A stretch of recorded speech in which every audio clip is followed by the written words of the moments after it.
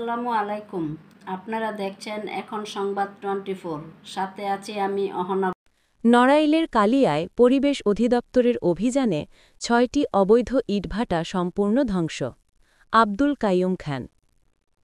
৯ December পরিবেশ অধিদপ্তর খুলনা বিভাগীয় কার্যালয় ও নড়াইল জেলা কার্যালয়ের যৌথ উদ্যোগে পরিবেশ অধিদপ্তর খুলনা বিভাগীয় কার্যালয়ের বিজ্ঞ নির্বাহী ম্যাজিস্ট্রেট জনাব মমতাজ বেগমের নেতৃত্বে এবং পরিবেশ অধিদপ্তর নড়াইল জেলা কার্যালয়ের সহকারী পরিচালক মোহাম্মদ আব্দুল মালেক মিয়ার পরিচালনায় নড়াইল জেলার পুলিশ প্রশাসন, আনসার ভিডিপি সদস্য, ফায়ার সার্ভিস, কালিয়া থানার পুলিশ ও আর্মি ক্যাম্পের সহযোগিতায় নড়াইল জেলার কালিয়া উপজেলার বাবুপুর বাজার, বাঁকাজুকা, পাটনা ও বরন্নল বাজার এলাকায় অবস্থিত সনাতন পদ্ধতির ড্রাম চিমনি বিশিষ্ট messrs BBC bricks, messrs SSB bricks, bricks messrs stone bricks, messrs Chowdhury bricks ও মেসার্স আরবিআই ব্রিক্স এবং জিগজ্যাগ পদ্ধতির মেসার্স এসএমবি ব্রিক্স নামক ৬টি ইটভাটার চিমনি, কিলোন এবং ইটভাটার সমস্ত কাজা ইট ভিইয়ে ফায়ার সার্ভিসের সাহায্যে পানি দিয়ে ভাটার আগুন নিভিয়ে সমস্ত কার্যক্রম বন্ধ করে দেওয়া হয়েছে।